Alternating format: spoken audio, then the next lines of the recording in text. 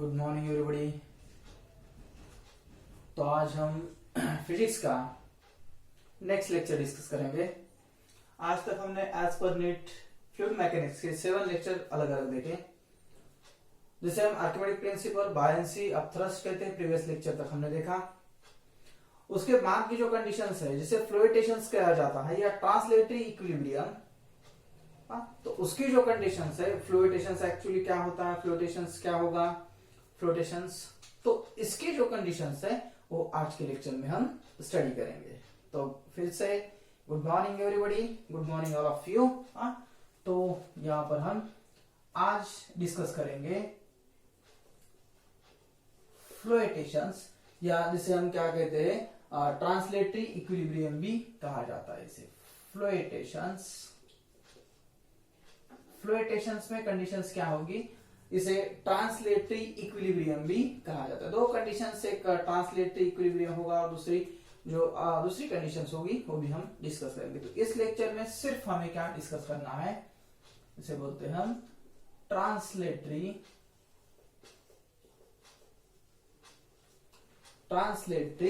Equilibrium. Translatory equilibrium actually तो buoyancy के बाद का ही या अपथ्रस्ट के बाद का ही ये कंडीशंस है, लेकिन छोटे छोटे वीडियोस आपको दिखेंगे या आपके होंगे तो आप जल्दी जल्दी देख लोगे और अलग अलग पॉइंट्स आपके ध्यान में आ जाएंगे, इसलिए छोटे छोटे वीडियोस आपके लिए मैं बना रहा हूं। तो यहां पर हम देखेंगे जो पिछले लेक्चर में देखा था, वहीं पर जो आपके पास एक्सरसाइज बुक है, जो से कि फर्स्ट सेकंड वगैरह जो भी आपके पास मॉडल्स है, उस मॉडल्स में सिंबल या मैंने लिए वाले सिंबल थोड़ा सा चेंज हो सकता है, लेकिन मीनिंग जब हम देखेंगे तो मीनिंग ध्यान में रखिए, क्योंकि यहां पर अब मैं जो कंडीशंस लूंगा ट्रांसलेटरी इक्विलिब्रियम में, when a body of density रो, एक बॉडी होगी आपकी जिसकी डेंसिटी रो होगी। व्हेन अ बॉडी, इस बॉडी की डेंसिटी रो है। अगर आप सिंगल्स का मॉडल यूज कर रहे हैं तो उसमें उसको क्या किया यूज किया होगा, उसमें सिग्मा यूज किया होगा। यहाँ पर मैं थोड़ा सा उल्टा ले रहा हूं, या समझिए कि मैं क्या ले रहा हूं, ये आप ध्यान में रखिए, तो आपको वहां पे समझ में आएगा। तो आप बोलेंगे कुछ गलत तो नहीं पढ़ाया वगैरह, लेकिन ध्यान में रखिए कि एक्चुअली मैं क्या कंडीशंस ले रहा हूं, तो आपके पूरा ध्यान में आ जाएगा कि एक्चुअली क्या है। तो डेंसिटी में ये जो रो इंडिकेट कर रहा हूं, तो ये क्या होगी, when a body of density, body of density, एक बॉडी की डेंसिटी क्या होगी, when a body of density rho and volume v, और इस बॉडी का वॉल्यूम क्या होगा, v होगा, and volume v is immersed in liquid. इसको हम क्या कर रहे हैं, लिक्विड में इमर्स कर रहे हैं। लिक्विड में जब ये इमर्स हो रहा है तो liquid of density, in a liquid of density, immerse करने के बाद immersed in a liquid of density, यहां पर अब मैं सिग्मा यूज कर रहा हूं। सिंगल्स में इसको बॉडी की डेंसिटी सिग्मा ली होगी, लिक्विड की डेंसिटी रो ली होगी, लिक्विड ऑफ डेंसिटी इमर्स करने के बाद बोला। लेकिन यहां पर ध्यान रखिए कि बॉडी की डेंसिटी रो ली है मैंने, उसका वॉल्यूम v होगा, और उस बॉडी को हम क्या करें, लिक्विड में इमर्स कर रहे, तब उसकी density sigma, when liquid of density sigma. तो उस वक्त द फोर्सेस ऑफ बॉडी या the forces acting on body, तो उस बॉडी पर लगने वाले जो फोर्सेस होंगे, तो उसके दो कंडीशंस मैं बताऊंगा। उस कंडीशन से हम उस पे कौन कौन से आपको सिचुएशंस पॉसिबल हो सकती है वो हम देखेंगे। तो फर्स्ट कंडीशन क्या है कि अगर आप यहां पर आपके पास कोई बीकर वगैरह हो या कोई टब वगैरह हो, तो उसमें क्या कर रहे हैं, एक बॉडी को आप इमर्स कर रहे हो। बॉडी को क्या कर रहे हैं, इमर्स कर रहे हैं। तो बॉडी जब इमर्स होती है तो इमर्स होने के बाद आपको ऐसी कंडीशन दिखेगी। तो यहां पर जो ये है, यहां पर इस बॉडी का वेट होगा और ये अपथ्रस्ट फोर्स लगेगा यहां पर, ये अपथ्रस्ट फोर्स लगेगा, यहां से होगा अपथ्रस्ट, जिसे मैं F to the base B यानी बायएंसी जिसे बोलते हैं, बायएंसी बोलते हैं। और इस बॉडी का वेट होगा, तो ये लिक्विड में इमर्स करने के बाद जब ये बॉडी क्या होती है, जब ये बॉडी बाहर होती है तब उसकी डेंसिटी रो होगी और उसका वॉल्यूम v होगा। इमर्स करने के बाद अब लिक्विड में इमर्स कर दिया इसको, तो इस लिक्विड की डेंसिटी क्या है, सिग्मा है। लिक्विड की डेंसिटी हमने सिग्मा इंडिकेट की है। तो अब ये क्या हो जाएगा, तो यहाँ पर फर्स्ट कंडीशन हमें क्या मिल जाएगी, तो फर्स्ट ए इंडिकेट करता हूं मैं। अब ये जो वेट है इस बॉडी पर, जब ये बॉडी लिक्विड के अंदर जाएगी, लिक्विड के अंदर जब ये बॉडी जा रही है तो वेट लगेगा। तो वेट कितना होता है, तो वेट होता है weight equals to mass into gravity, weight equals to mass into gravity.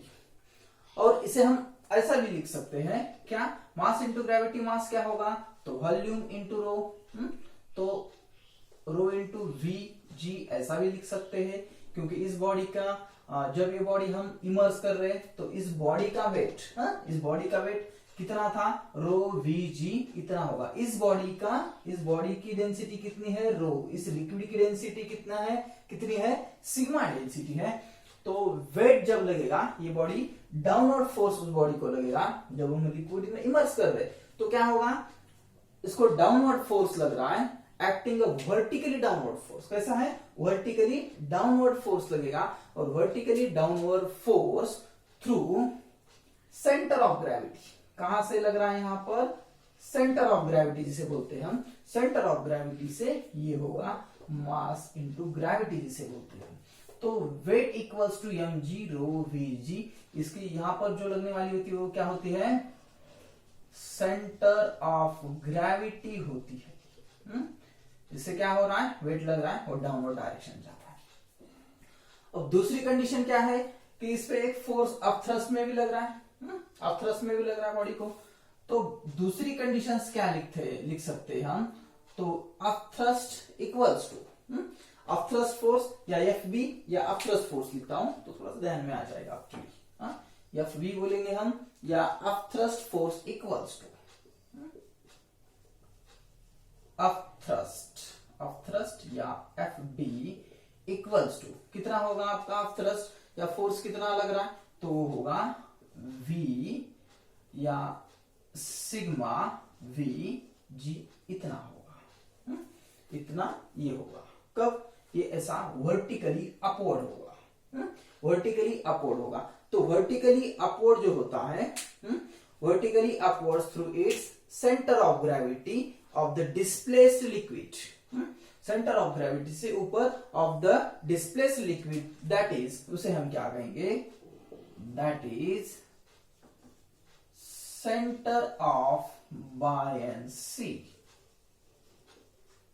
Centre of buoyancy कहेंगे, सेंटर ऑफ बायएंसी।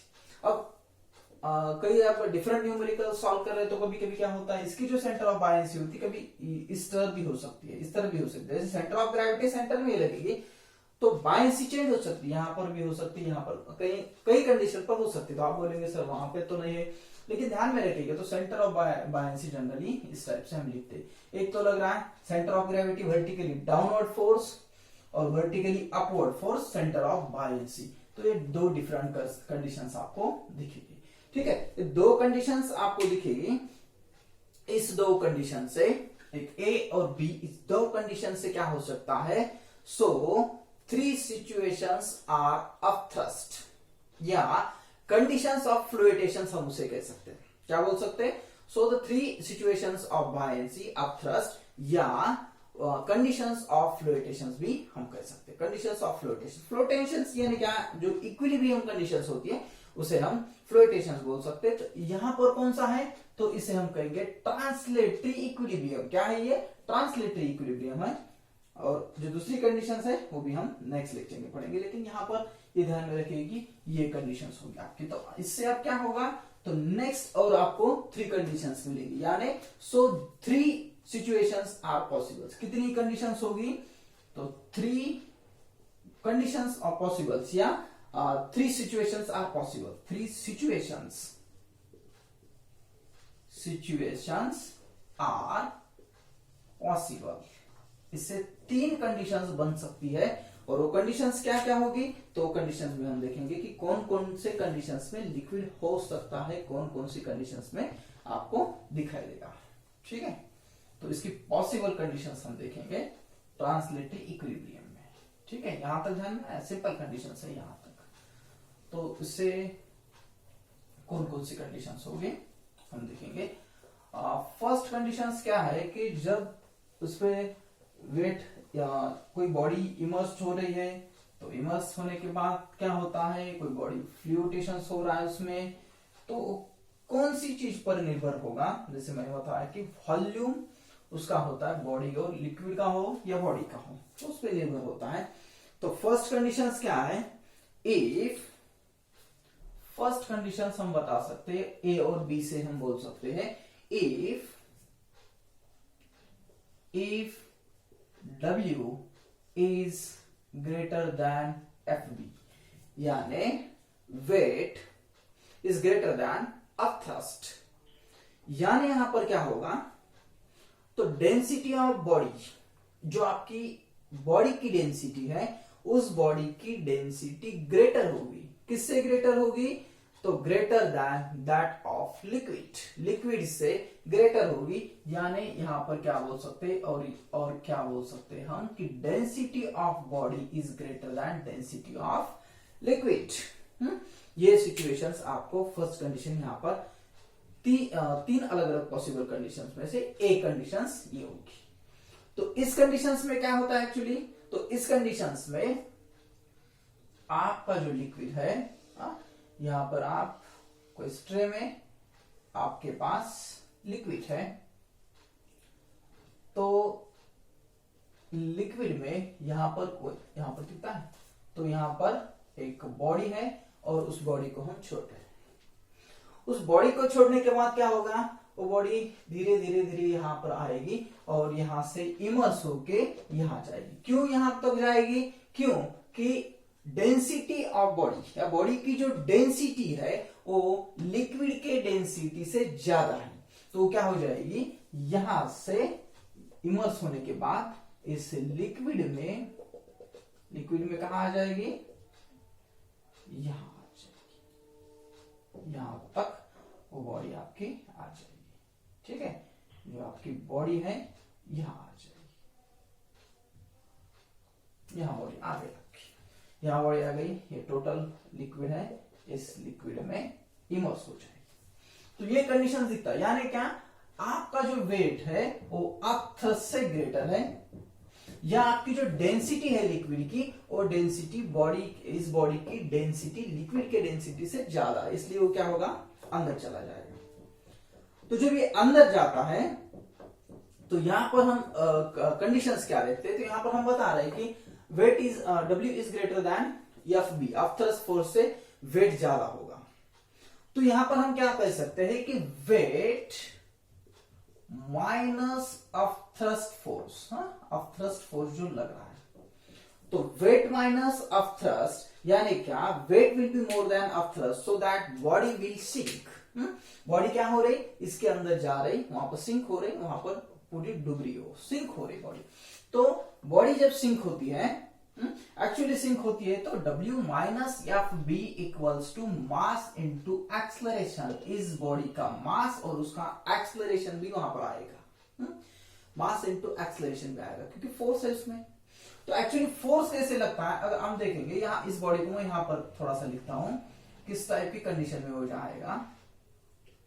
यहां पर अगर आप देखोगे तो उस बॉडी पर लगने वाला जो अपथ्रस्ट होगा, ये जब अपथ्रस्ट लगता है इसके ऊपर, तो ये FD आपका वो कितना है, तो वो है आपका sigma VG, density volume into gravity, density volume into gravity, ये हो गया आपका।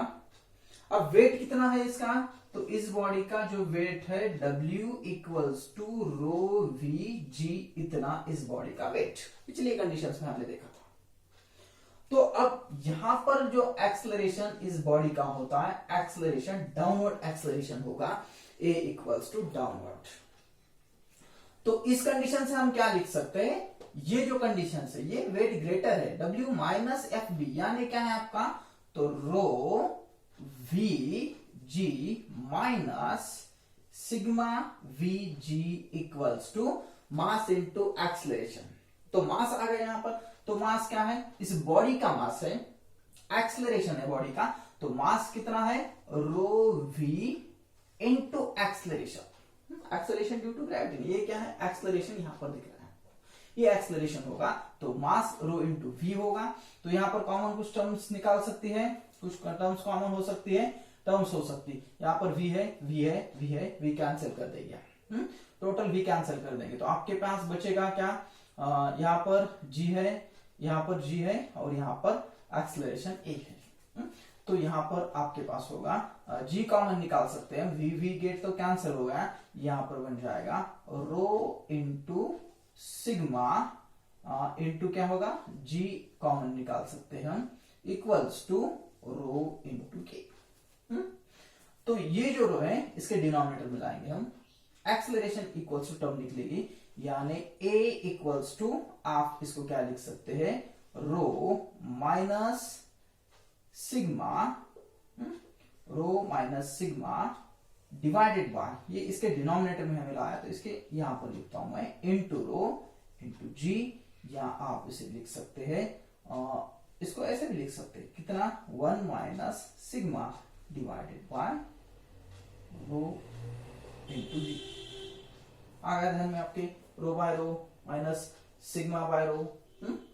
अगर आप देखोगे, आप इंग्लिश का बुक पढ़ रहे हैं तो उसमें देखोगे कि तो ये उल्टा दिखेगा, आप बोलोगे सर फार्मूला उल्टा कर दिया है, लेकिन उन्होंने क्या किया है कि ये जो है, जो डेंसिटी यहां पर ली है, ये लिक्विड की डेंसिटी मैंने यहां पर ली, उन्होंने उस बॉडी की डेंसिटी वहां पर इसको इंडिकेट किया, लेकिन मैंने बॉडी की डेंसिटी को क्या इंडिकेट किया है, रो इंडिकेट किया है, और सिग्मा जो लिक्विड की डेंसिटी है उसके लिए दिया है।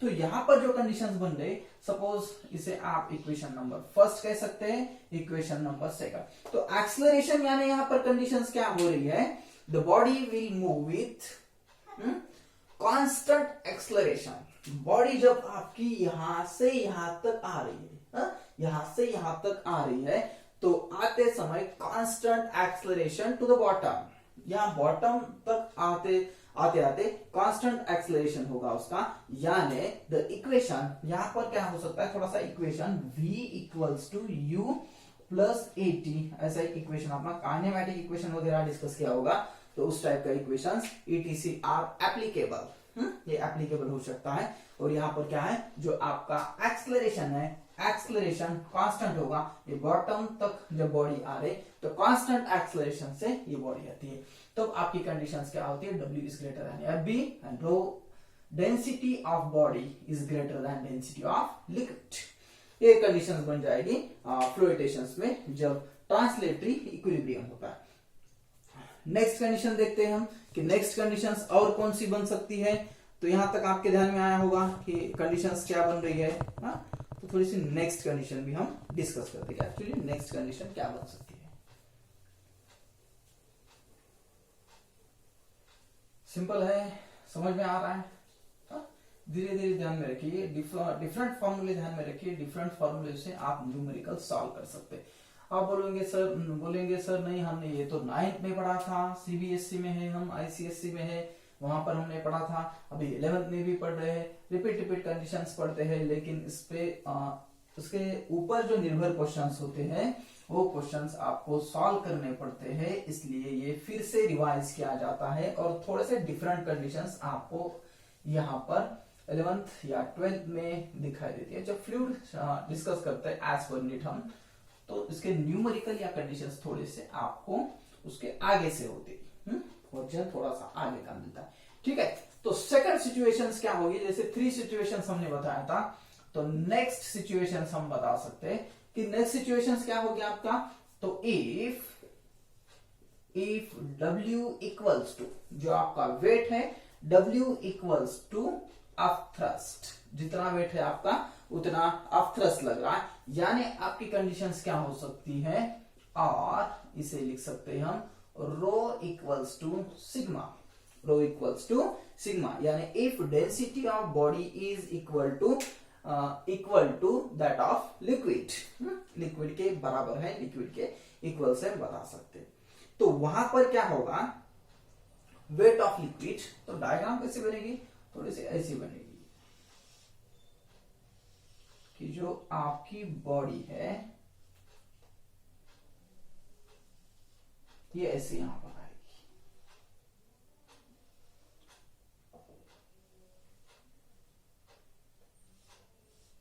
ये जो आपकी बॉडी है तो ये इस टाइप की ऐसी बॉडी बन जाएगी। यानी कंडीशंस क्या हो रही है आपकी कि weight equals to up thrust, ये बाहर नहीं आ रही है और अंदर भी नहीं जा रही टोटल, हाँ ये फ्लूइड के अंदर है लेकिन इसके बाहर नहीं आ रही और इसके अंदर भी ज्यादा नहीं जा रहे, तो वो weight equals to up thrust, यानी क्या हो रहा है, जिसे हम न्यूट्रल इक्विलिब्रियम कहते हैं। क्या कहते हैं इस कंडीशंस को हम, न्यूट्रल इक्विलिब्रियम, न्यूट्रल इक्विलिब्रियम।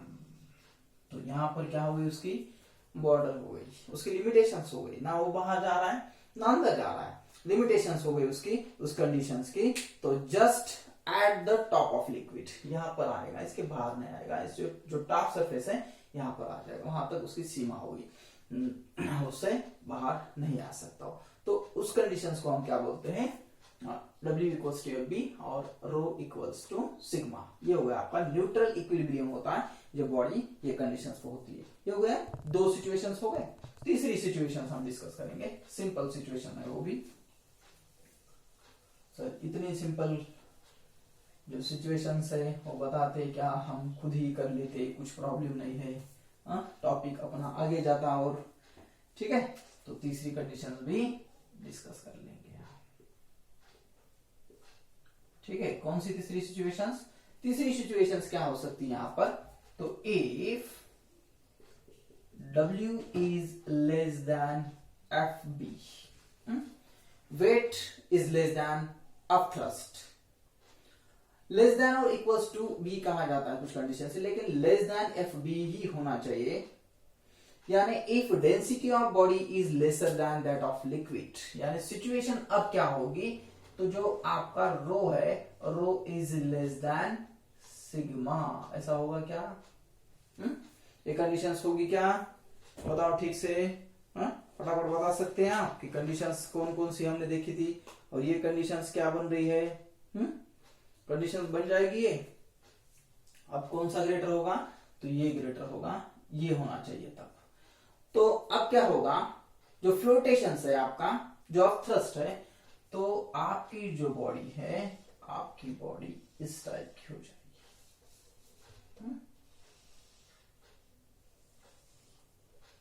इस टाइप में बॉडी हो जाएगी यहां पर।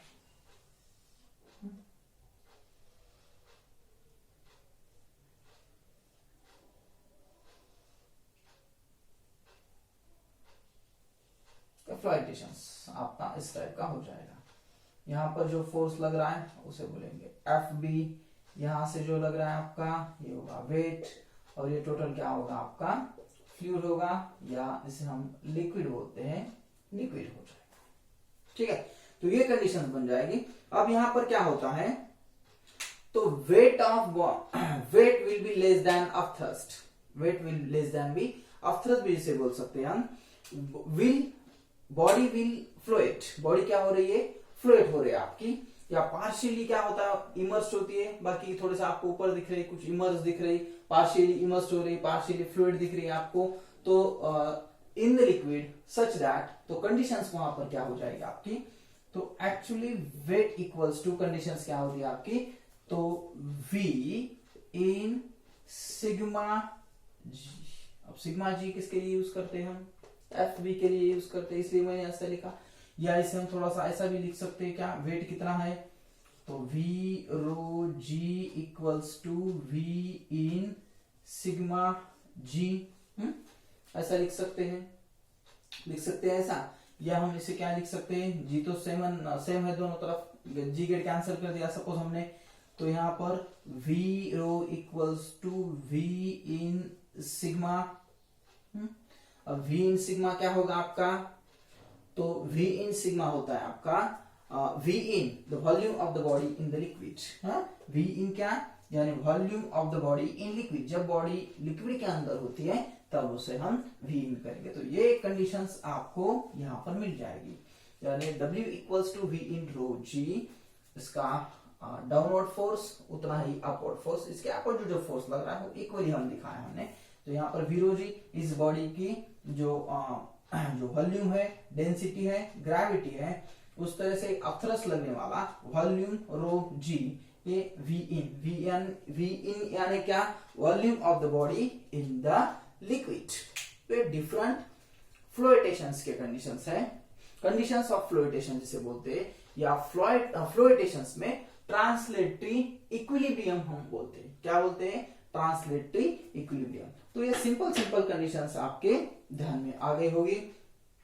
तो यहां तक हमने देखा जो नेक्स्ट फ्लोएटेशंस की और एक कंडीशंस है, फ्लोएटेशंस की और एक कंडीशंस है, हम नेक्स्ट लेक्चर में देखेंगे।